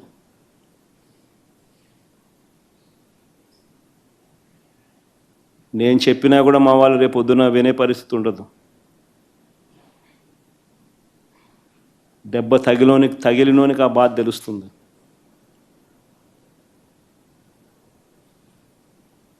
చంద్రబాబు ఇప్పుడైనా మేలుకో, తప్పు తెలుసుకో, తప్పుడు సాంప్రదాయాన్ని సరిదిద్దుకో.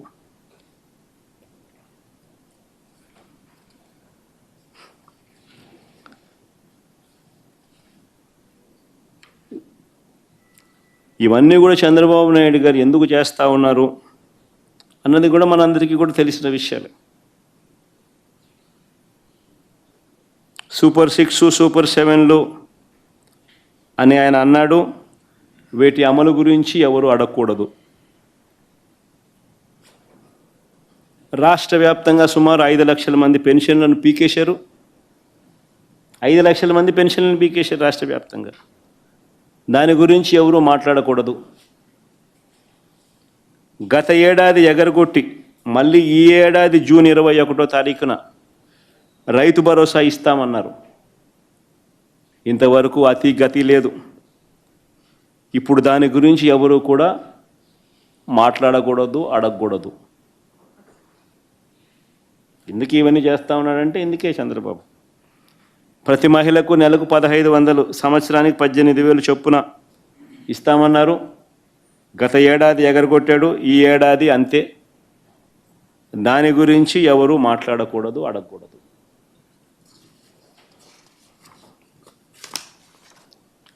ఏటా 3 సిలిండర్లు అన్నాడు. గత ఏడాది 2 సిలిండర్లను ఎగరగొట్టేశారు.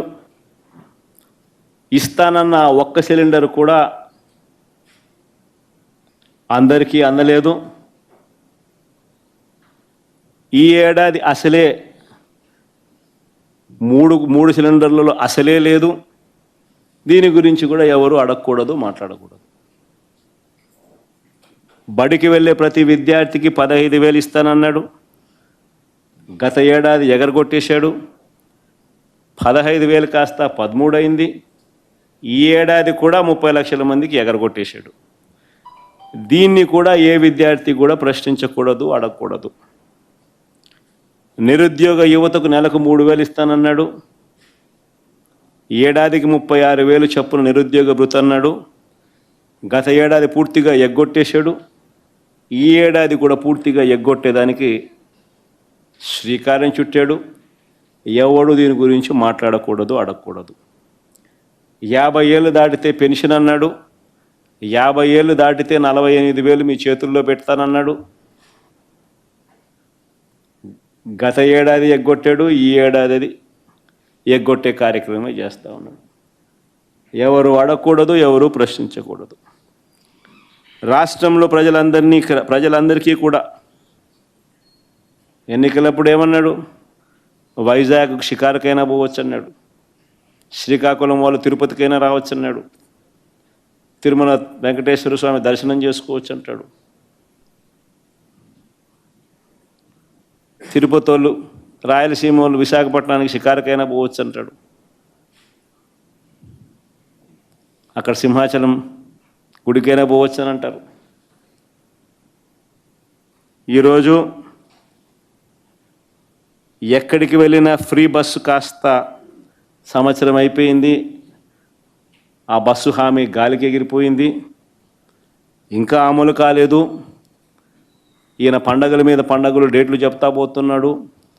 పండగలు గడిచిపోతూ ఉన్నాయి, డేట్ మాత్రం రావడం లేదు.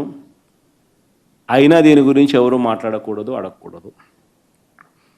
సూపర్ 6, సూపర్ 7 మాత్రమే కాదు, ఫీజు రీయింబర్స్మెంట్ రూపేణా ఇది అన్నిటికన్నా దారుణం. పిల్లల చదువులు ఈరోజు చంద్రబాబు నాయుడు గారి పుణ్యాన పిల్లలు చదువులు మానేసి పనులకు పోతా ఉన్న పరిస్థితి ఈరోజు రాష్ట్రంలో ఉంది. చంద్రబాబు నాయుడు గారి పుణ్యాన 6 త్రైమాసికాలకు సంబంధించి పెండింగ్. 2024 జనవరి, ఫిబ్రవరి, మార్చ్ త్రైమాసికంతో మొదలెడితే జనవరి, ఫిబ్రవరి, మార్చికి సంబంధించిన త్రైమాసికం నువ్వు మామూలుగా మేలో ఇవ్వాలి. అప్పుడు ఎన్నికలని పోస్ట్పోన్ అయితే ఆ రోజు నుంచి ఈ జూన్ 30వ తారీఖున లెక్కేసుకుంటే 6 త్రైమాసికాలు 4,200 కోట్లు బకాయిలు.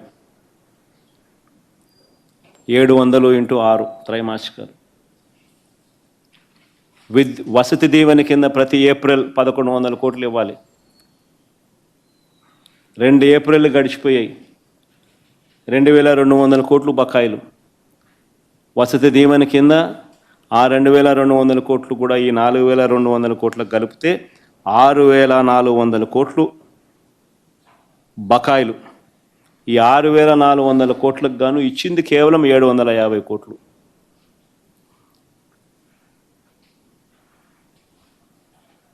వీటి గురించి కూడా ఎవరూ మాట్లాడకూడదు, ప్రశ్నించకూడదు.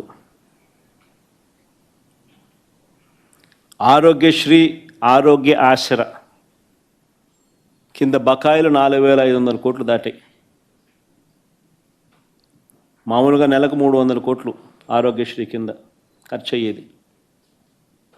ఈ 13-14 నెలలకు లెక్కేసుకుంటే దాదాపుగా 4000 కోట్లు. ఆరోగ్య ఆసరా కింద మరో 400-500 కోట్లు ఖర్చు అవుతుంది సంవత్సరానికి. ఆరోగ్యశ్రీ, ఆరోగ్య ఆసరా కింద 4500 కోట్లు బకాయిలు. పేదవాడికి ఉచితంగా వైద్యం అందని పరిస్థితి ఈరోజు. నెట్వర్క్ హాస్పిటళ్ళు చేతులెత్తేసిన పరిస్థితులు. అయినా వీటి గురించి ఎవరూ మాట్లాడకూడదు, ప్రశ్నించకూడదు. ఇక ఇళ్ల నిర్మాణం గురించి ఆయన ఇచ్చిన 143 హామీల గురించి ఎవరూ నిలదీయకూడదు. అధికారంలోకి వచ్చిన తర్వాత చంద్రబాబు గారు తొలగించిన ఉద్యోగాలు, ఇచ్చిన ఉద్యోగాలు కాదు, తొలగించిన ఉద్యోగాలు 3 లక్షల పైచులకు. 2,66,000 ఉద్యోగాలు వాలంటీర్ ఉద్యోగాలు మోసం చేసి ఎన్నికలప్పుడు వాడుకొని ఆ తర్వాత ఉపయోగించుకొని రోడ్డును పడేశాడు. బ్రేవరేజెస్ కార్పొరేషన్లో మరో 15,000 మందిని రోడ్డును పడేశారు. రేషన్కు సంబంధించిన డోర్ డెలివరీ చేస్తూ ఉన్న ఉద్యోగస్తులు ఎండియూల ద్వారా మరో 20,000 మంది. 3 లక్షల పైచిలుకు ఉద్యోగాలు రోడ్డున పడేసినా కూడా ఎవరూ ప్రశ్నించకూడదు. ప్రభుత్వ ఉద్యోగులు, వాళ్ళకు చేసిన మోసం అంతా ఇంత కూడా కాదు. వస్తూనే అయ్యారన్నాడు, ఎగరగొట్టేశాడు. అంతవరకు ఉన్న పిఆర్సీని రద్దు చేశాడు. కొత్త పిఆర్సీని ఇంతవరకు వేయలేదు. 4 డిఏలు పెండింగ్. ఈయన అధికారంలోకి వచ్చిన తర్వాత 4 డిఏలు పెండింగ్. అధికారంలోకి వస్తూనే మేము జీపీఎస్ అధికారులకు మంచి చేస్తూ మేము ఇస్తే జీపీఎస్ని తీసేసి ఓపీఎస్ తీసుకొస్తానన్నాడు. అది మోసమే. ఉద్యోగులకు బకాయిలు దాదాపుగా 20,000 కోట్లు పైచిలకు బకాయిలు పడ్డాయి. ఉద్యోగస్తులకు బకాయిలే ఈరోజు 20,000 కోట్లు దాటాయి.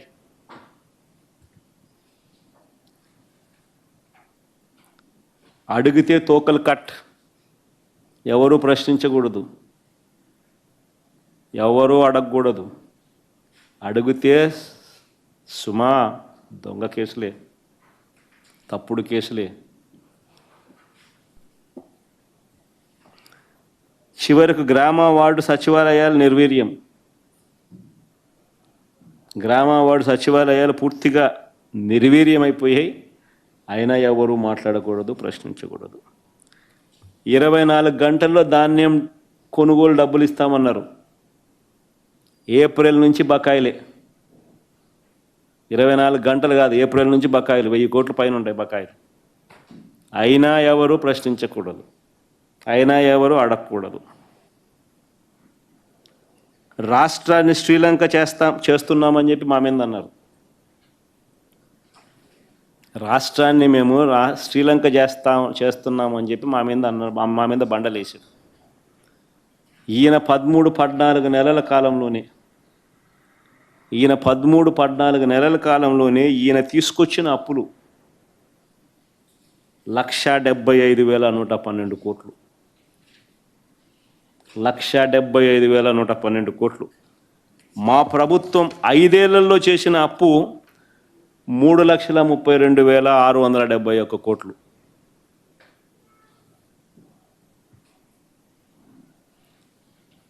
5 ఏళ్లలో మా ప్రభుత్వం చేసిన అప్పు 3,32,671 కోట్లు అయితే అన్ని స్కీములు ఇస్తూ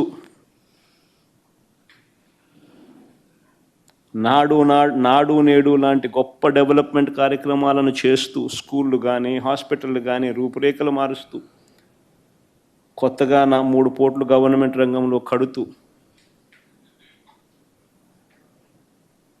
గొప్ప డెవలప్మెంట్ కార్యక్రమాలు మేము చేస్తూ అన్ని స్కీములు ఇస్తూ కోవిడ్ లాంటి విపత్కర పరిస్థితులను ఎదుర్కొంటూ అయినా మేము చేసిన అప్పులు కేవలం 3,32,671 కోట్లు అయితే ఈయన 13-14 నెలల్లోనే ఈయన చేసిన అప్పులు 1,75,112 కోట్లు. అంటే మేము 5 ఏళ్లలో చేసిన అప్పును ఈయన 13-14 నెలల్లో 52.43% ఇప్పటికే చేసేసినాడు. మేము 5 ఏళ్లలో చేసిన అప్పులో 52.43% ఆయన ఇప్పుడే చేసేసినాడు ఈ 13-14 నెలలకే. నేను అడుగుతా ఉన్నా, ఈ డబ్బంతా ఎవరి జోబీ లేకపోయింది? ఎవరికి ఒక స్కీమ్ ఇచ్చింది లేదు, ఎవరికి ఏ మంచి చేసింది లేదు. ఈ డబ్బంతా ఎవరి జోబీ లేకపోయింది. అయినా ఎవరు ప్రశ్నించకూడదు, ఈ మాదిరిగా ఉన్నా కూడా ఎవరు అడగకూడదు. అడిగితే సుమా తప్పుడు కేసులు, షాక్ కొట్టేలా ఏకంగా పెంచిన కరెంటు ఛార్జీలు 18,272 కోట్లు. కరెంటు ఛార్జీలు తగ్గిస్తాడన్న కథ దేవుడు ఎరుగు. కరెంటు ఛార్జీలు ఈ 13-14 నెలల్లో ఆయన పెంచింది 18,272 కోట్లు. మేము ఉద్యమం చేసినప్పుడు 15,000 కోట్లు అయితే ఈ రోజుకి అది 18,272 కోట్లకు ఎగబాకింది. అదొకసారి స్లైడ్ పెట్టుమా ఒకసారి. ఆ కరెంటు ఛార్జీలు fuel and power purchase cost adjustment కింద FPPCA అంటే fuel and power purchase cost adjustment కింద రకరకాల తేదీలలో ఆయన ఇచ్చిన బాదుడు 18,272 కోట్లు.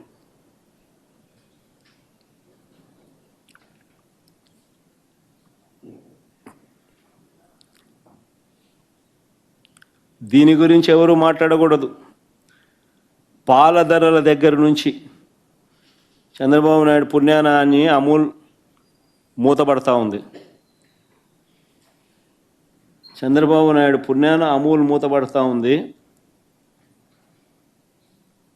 రైతులకు గిట్టుబాటు ధరలు, పాల ధరలు తగ్గాయి. కానీ మార్కెట్లో మాత్రం వీళ్ళ హెరిటేజ్ కార్టెల్ ఫామ్ చేసి పాల ధరలు పెరిగాయి. ఇలా పాల ధరలు తాగేవాడికి పెరిగినా ఎవడు మాట్లాడకూడదు, రైతులకు పాల ధరలు తగ్గినా ఎవరు మాట్లాడకూడదు, అమాంతంగా పెరిగిపోయిన స్కూల్ ఫీజుల గురించి ఎవరు మాట్లాడకూడదు, అమాంతంగా పెరిగిపోయిన స్కూల్ ఫీజుల గురించి ఎవరు మాట్లాడకూడదు, పెరిగిన బతుకు భారం గురించి ఎవరు అడగకూడదు. పొరపాటును ప్రశ్నిస్తే సుమా తప్పుడు కేసులు. స్కూళ్ళల్లోనూ ప్రభుత్వ హాస్పిటల్లోనూ నిలిచిపోయిన నాడు నేడు పనుల గురించి ఎవరూ మాట్లాడకూడదు. స్కాములు చేస్తూ తన వాళ్లకు తెగనమ్ముతున్న కొత్త మా హయాంలో తీసుకువచ్చిన ప్రభుత్వ మెడికల్ కాలేజీల గురించి ఎవరూ మాట్లాడకూడదు. పోర్టులు, ఫిషింగ్ హార్బర్లు అన్నీ కూడా తెగనమ్ముతూ స్కాములు చేస్తూ ఉన్నా ఎవరూ మాట్లాడకూడదు, ఎవరు అడగకూడదు. ఇష్టారాజ్యంగా ఇసుక మాఫియా చేస్తూ ఉన్నా మాట్లాడకూడదు. గ్రామ స్థాయి నుంచి బెల్ట్ షాపుల ఆధ్వర్యంలో జరుగుతూ ఉన్న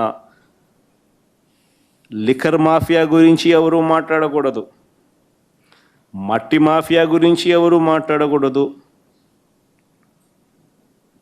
అమాంతం కాంట్రాక్టులు రేట్లు పెంచేసి, రాజధాని ప్రాంతంలో రేట్లు చూస్తే అసలు ఏం కడతా ఉన్నారు, బంగారుతో కడతా బిల్డింగ్లు అనిపిస్తాను. స్క్వేర్ ఫీట్ 9,000 రూపాయలు, 10,000 రూపాయలు. బంగారు రాడ్లతో కడతానట్టున్నారు. అమాంతం పెంచేసి, ఇంతకు ముందు లేనిది మొబిలైజేషన్ అడ్వాన్స్ కొత్తగా వీళ్ళు ఇప్పుడు మొదలుపెట్టిస్తూ, మొబిలైజేషన్ అడ్వాన్స్ పేరిట ఇవ్వడము డబ్బు, అందులో 10% ఇవ్వడము, 8% ఎత్తడము.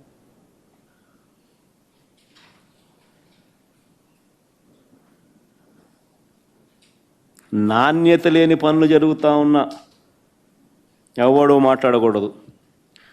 లూలు లాంటోళ్లకు, ఉర్సా లాంటోళ్లకు రూపాయికే భూములు ఇస్తూ ఉన్నా, కారు చౌకగా అయిన భూములు ఇస్తూ ఉన్నా ఎవరు మాట్లాడకూడదు, ఎవరు ప్రశ్నించకూడదు. మేము ₹2.49 మేము గతంలో ఎప్పుడూ జరగని విధంగా రాష్ట్రానికి మంచి చేస్తూ మేము పీపీఎల్ చేస్తే నానా యాగీ చేసిన వీళ్ళు ఈరోజు ₹4.60 వీళ్ళు పీపీఏ చేసుకున్నా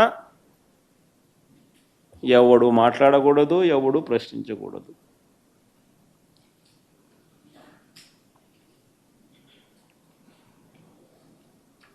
రాష్ట్ర వ్యాప్తంగా హత్యలు జరుగుతూ ఉన్నా మాట్లాడకూడదు, హత్య యత్నాలు జరుగుతూ ఉన్నా మాట్లాడకూడదు, దౌర్జన్యాలు జరిగినా మాట్లాడకూడదు, ఆడపిల్లల మీద అఘాయిత్యాలు చేస్తూ ఉన్నా మాట్లాడకూడదు. ఎవరు ప్రశ్నించకూడదు, అడగకూడదు. అడిగితే ప్రశ్నిస్తే సుమా తప్పుడు కేసులే.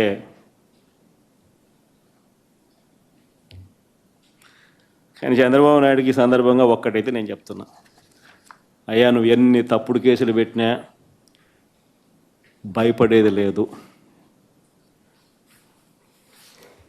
ప్రజల తరపున మా పోరాటం ఆగేది లేదు. నీ ప్రభుత్వం కన్ను మూసుకొని కన్ను తెరిస్తే మహా అయితే ఇంకా 3 ఏళ్ళు ఉంటుంది. దాని తర్వాత మాత్రం వచ్చేది మేమే. నీవు పెట్టే కేసులకు, నీతో పాటు నీకు పావులుగా మారిన అధికారులకు ఇద్దరికీ వార్నింగ్ ఇస్తూ ఉన్నాం. వడ్డీతో సహా మీరంతా చెల్లిస్తారు. ఏదైతే మీరు ఎత్తుతున్నారో అదే పండుతుంది. ఇది మాత్రం మర్చిపోవద్దండి.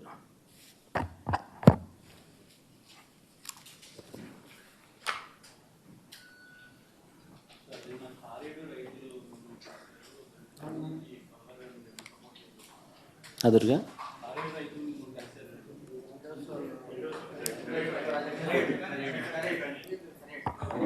ఖరేడు రైతులకు సంబంధించిన విషయంలో కూడా అంతే. అసలు ఖరేడు రైతులకు సంబంధించింది ఒక విచిత్రమైన విషయం.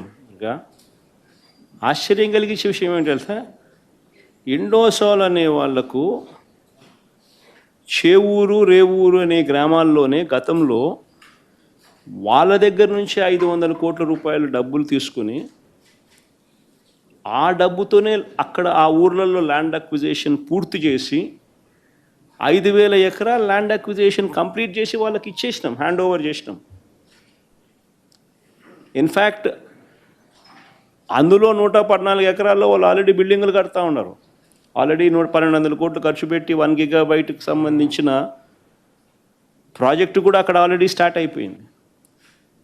అక్కడ రైతులు సంతోషంగానే ఇచ్చినారు, ల్యాండ్ అక్విజిషన్ పూర్తయిపోయింది, 8,000 ఉద్యోగాలు కూడా ఆ ప్రాంతానికి వస్తూ ఉన్నాయి. వాళ్ళందరూ సంతోషంగా జరిగేదాన్ని అక్కడ నుంచి వాళ్ళను పొగబెట్టి వెళ్ళిపోమన్నట్టుగా వాళ్ళ కోసం సేకరించిన ఆ భూమిని వాళ్ళకి ఇవ్వకుండా అక్కడ వేరే వాళ్ళకి ఆ భూములు అలాట్ చేసి వీళ్ళను ఖర్రేడు అనే ప్రాంతానికి తీసుకొని పోయి ఎక్కడైతే 2 పంటలు పండే భూములు ఉన్నాయో, ఎక్కడైతే రైతులు వ్యతిరేకిస్తూ ఉన్నారో అక్కడ వీళ్ళకి భూములు ఇవ్వాలని చెప్పి ఇస్తామని చెప్పి అక్కడ వీళ్ళని అక్కడికి పోమని చెప్తా ఉన్నారు. అక్కడ వాళ్ళ రైతులకు ఇష్టంగా లేరు. భూములు అక్కడ నిజంగా అడగడం ధర్మం కాదు.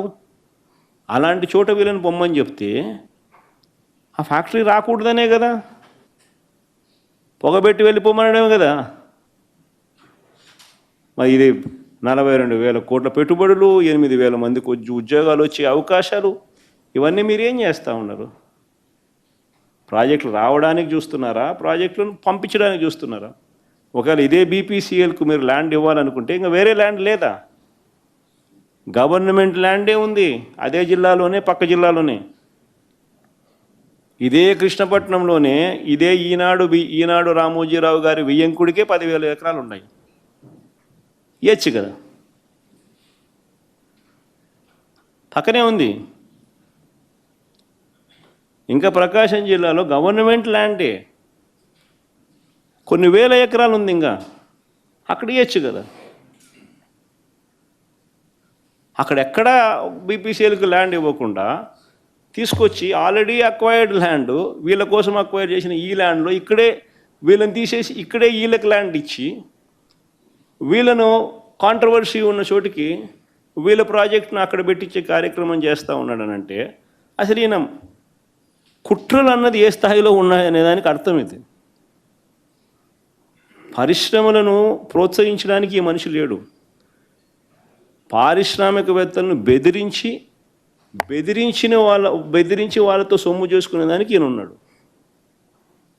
ఈయన పుణ్యాన ఇప్పటికే కుమారమంగళం బిర్లా, అల్ట్రాటెక్ సిమెంట్, ఒకసారి మా కడపలో పరిస్థితి చూస్తే వారం 10 రోజుల నుంచి వాళ్ళు ఫ్యాక్టరీ ఆపినారు.